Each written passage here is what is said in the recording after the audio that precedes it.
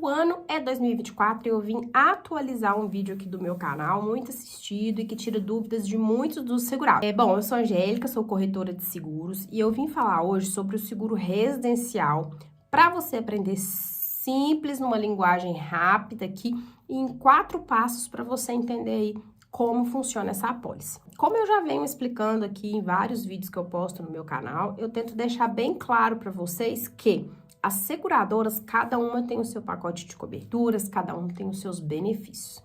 Mas existe aquela questão da via de regra.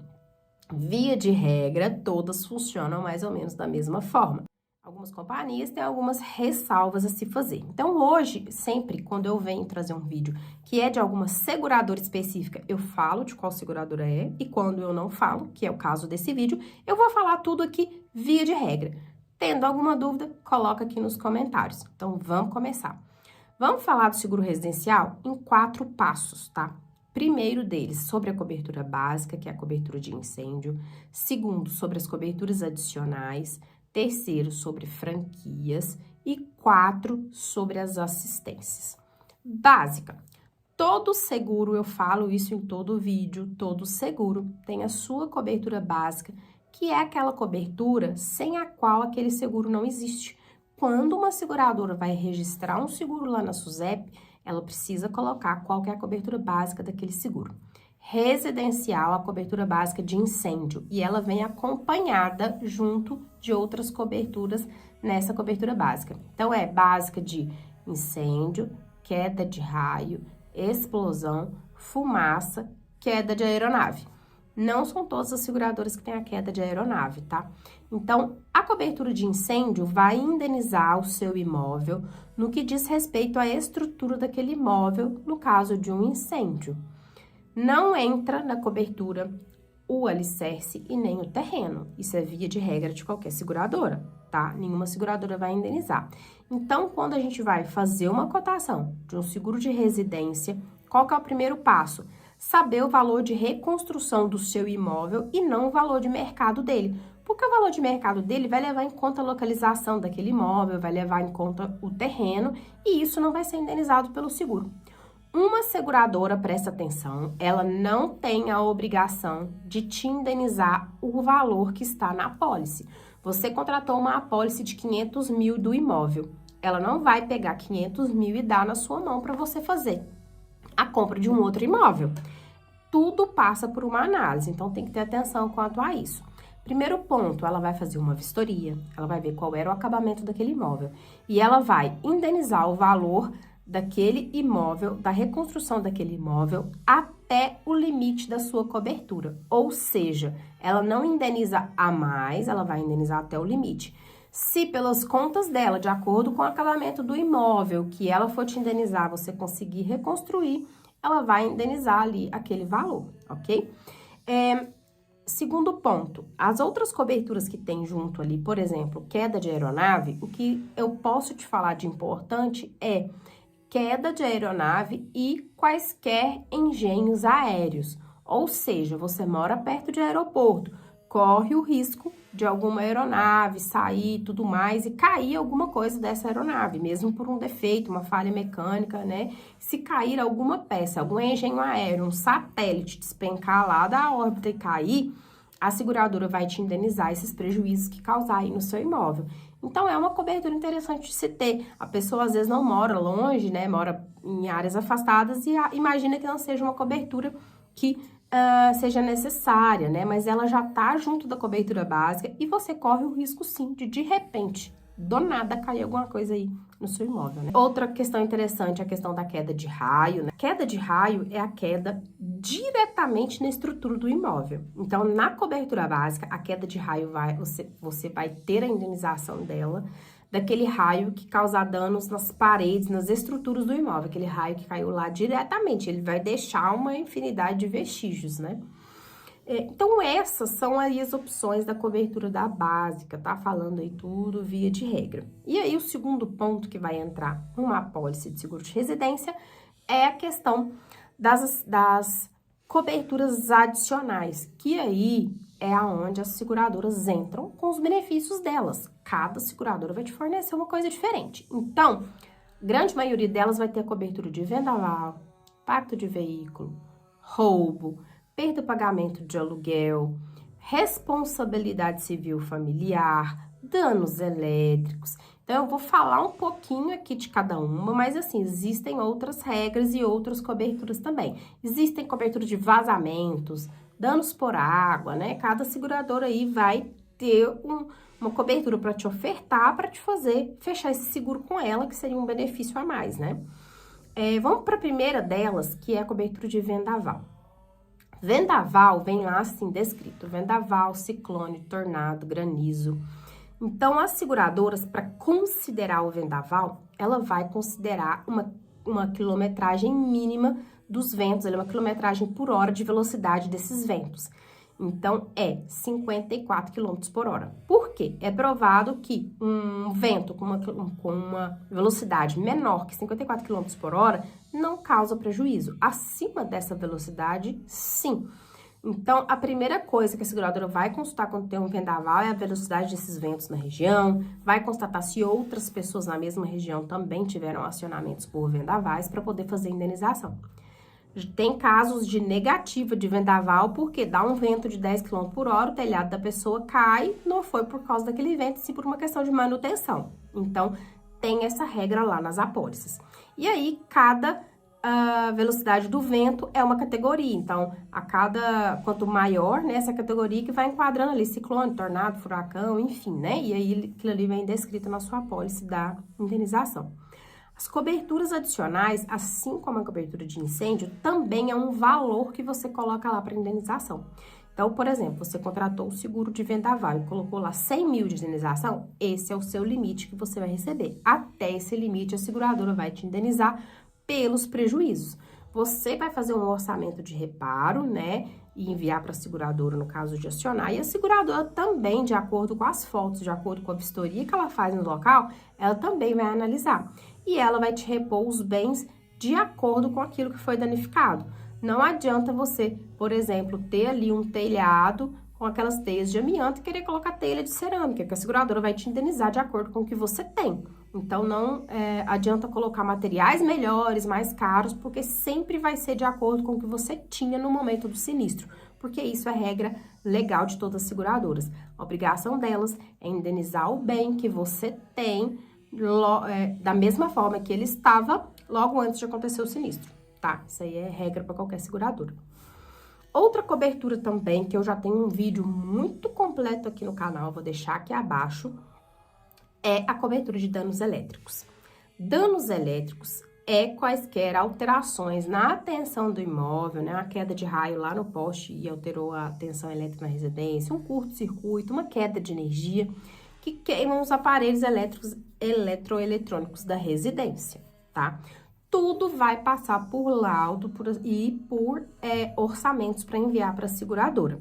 Então, uma queima simples de um aparelho que eu coloquei numa tomada errada de 220, o aparelho era 110, eu coloquei numa 220, queimou, isso não vai ter indenização.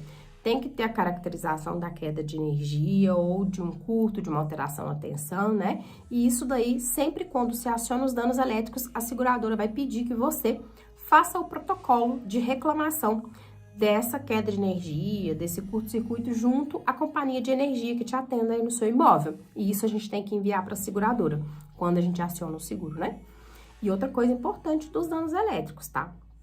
A gente sabe que alguns bens da residência, quando queimam, você pode solicitar indenização perante a companhia de energia. Porém, quando se tem um seguro envolvido, você pode fazer essa reclamação apenas junto à seguradora. Se você reclamar nos dois, tanto na companhia de energia quanto na seguradora, isso daí é considerado fraude, porque você está tendo um lucro e o seguro não é feito para ter lucro. Porque após a seguradora te indenizar, ela vai entrar em contato com a companhia de energia para receber essa indenização. Ah, Angélica, mas então é uma cobertura que não é necessária? Se eu já tenho lá pela companhia de energia, vai de uma questão sua contratar ou não a cobertura, porque ela é uma cobertura adicional.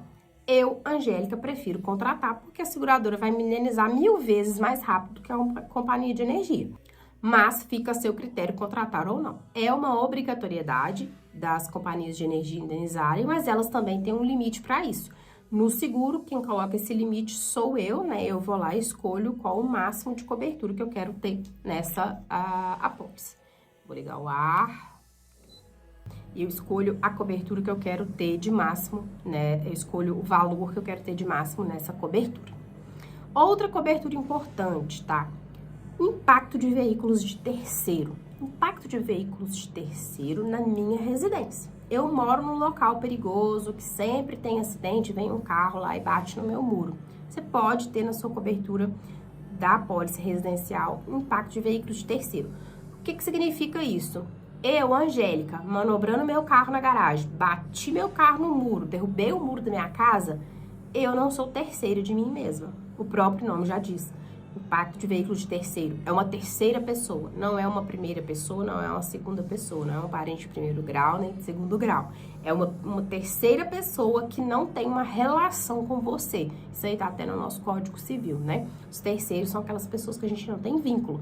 Então, é alguém que simplesmente perdeu o controle, veio e bateu com o veículo na minha residência, no meu portão, no meu muro, na minha casa. E aí, a seguradora vai apurar aquele prejuízo ali, né? Você vai fazer os orçamentos, enviar e ela vai indenizar de acordo até com o limite que você colocou na sua apólice, porque você vai lá e vai colocar uma verba para aquela cobertura. Importante, no seguro residencial, para cada cobertura você vai ter uma verba que você vai informar ali de limite. Então, tem seguradora que já dá um pacote pronto de cobertura, né? Tem seguradora que você vai colocando verba por verba para cada cobertura. Então, tem que ver se isso condiz. Ah, Angélica, tem um muro de vidro que me custou muito caro. Eu gastei 30 mil no meu muro de vidro. Então, você não vai lá no impacto de veículo e vai colocar uma cobertura de 10 mil. Você vai colocar o suficiente para pagar o seu vidro e mais o muro, então, e mais o portão. Você vai colocar 40, 50 mil de cobertura. Entende? Tem que ser o suficiente para você recuperar aquilo que pode acontecer de dano. Outra cobertura que a gente pode contratar é a cobertura de roubo. Cobertura de roubo, ela é muito polêmica. Toda vez que a gente vai explicar para o cliente, o segurado faz 1001 perguntas e tudo mais. Então, é assim, gente, roubo ou furto qualificado. Roubo, com emprego de violência, com arma, com a pessoa invadindo a casa e roubando com você ali dentro. Furto, você chegou e a sua casa estava aberta, arrombada e danificada. O que significa o roubo e o furto qualificado? Que teve vestígios, que quando você chegou no imóvel, que teve rompimento de obstáculo para que aquilo acontecesse. Você chegou na sua casa, estava tudo lindo, tudo no lugar, não tinha um vestígio de nada. Chegou lá, mas não tinha sua televisão, não tinha geladeira, não tinha micro-ondas. Teve um furto, porque você não estava no local, não teve emprego de violência, então foi furto. E não teve danos de nada. Simplesmente alguém entrou, desapareceu como se fossem os bens teletransportados e sumiu. Isso é um furto simples, então as seguradoras não indenizam, tá? Alguns itens também não entram na cobertura de roubo, como dinheiros, joias, relógios, celulares. Então, tem que ficar atento o que uma seguradora cobre e o que uma seguradora não cobre. Quando a gente vai lá no Reclame Aqui olhar a questão de seguradora, por que tá reclamando, as pessoas reclamam essas coisas. Ai, roubaram minha casa e roubaram meu celular, não tinha cobertura. Entraram na minha casa, roubou minha aliança, roubou o colar, roubou... E a seguradora simplesmente não me pagou. Não é que ela simplesmente não te pagou. Lá nas exclusões do seguro já tem as coberturas e os bens do que ela paga e do que ela não paga. Então, assim, tem coisas que já é de mercado. Se você busca, por exemplo, esse tipo de cobertura, aí a gente vai ter seguradoras específicas para garantir esses bens. A gente já tem, que cobre até obras de arte, enfim. E aí é um seguro também mais analisado, mais caro. Muitas passam por vistoria, né?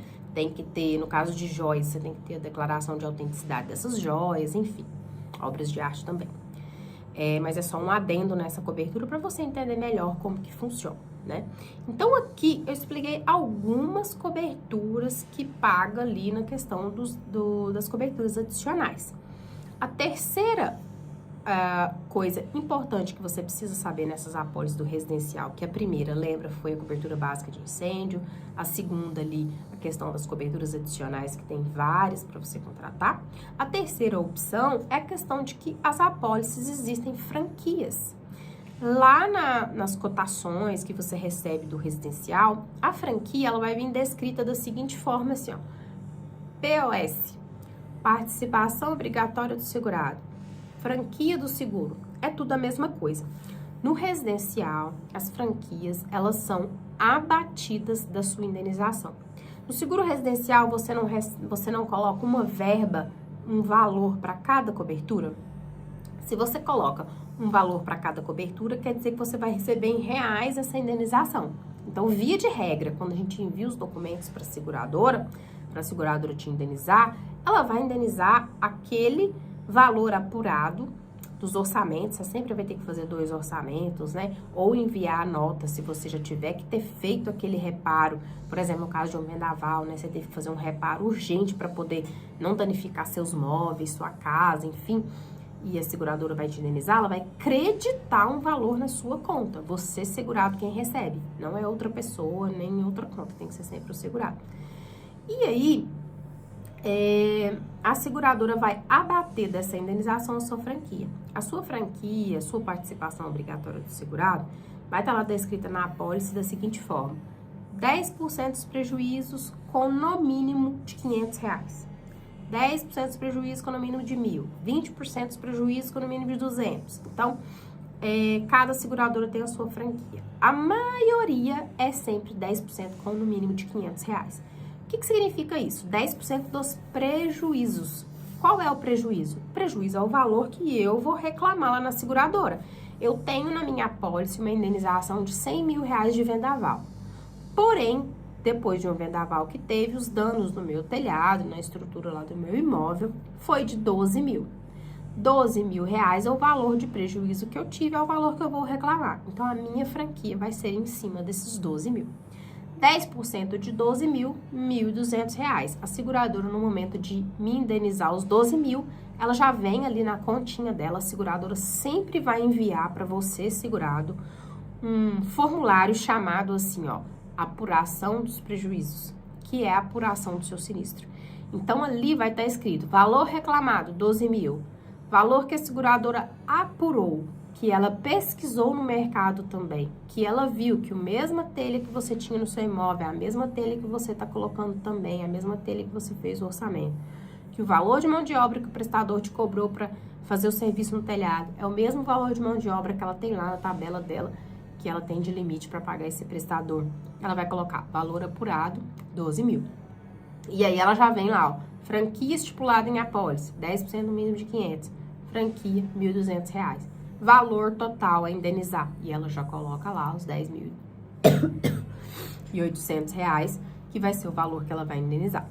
Então, isso já vem bem descrito. As franquias, então, funcionam dessa forma. E aí, você vai perceber pela sua apólice, pela sua cotação que você já está fazendo, que você não tem uma franquia. Ó, que você não... Você vai perceber que pela apólice que você está contratando ou pelo orçamento que você já fez, que nem todas as coberturas têm franquia, somente algumas delas que tem, porque no residencial funciona assim. E por último, não menos importante, a apólice tem as suas assistências.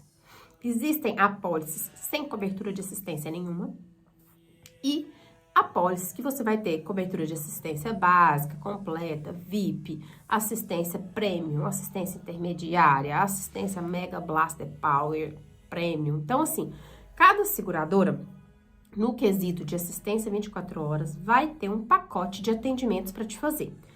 Tudo que é assistência em seguro, em qualquer seguro, quer dizer que a seguradora vai te dar essa assistência. Ela vai te fornecer a mão de obra, ela vai te fornecer o prestador, ela vai te fornecer o profissional para fazer aquele atendimento de assistência. No caso da assistência do carro, ela envia ali o reboque, o prestador, o mecânico para olhar o seu carro. No caso de assistência à residência, ela vai enviar o profissional ali que vai realizar aquele serviço. um bombeiro, um chaveiro, um eletricista. Então, essa opção de assistência 24 horas, ela varia muito de acordo com a seguradora, mas varia muito mesmo. Então, o que você tem que saber? Estou contratando o meu seguro de residência. Eu tenho que determinar o valor de incêndio da minha residência. Se você não tiver uma noção de quanto seria um valor de reconstrução do seu imóvel, você vai avisar. A gente tem umas tabelas que a gente consegue pesquisar, que são as tabelas de reconstrução de mercado, a Caixa Econômica disponibiliza, né? Pra gente saber ali a metragem pela quantidade de metros quadrados da sua residência, o acabamento da sua residência, se é um padrão luxo, se é um padrão mais básico ou intermediário. A gente calcula aquela metragem quadrada e determina ali o valor de incêndio da sua apólice.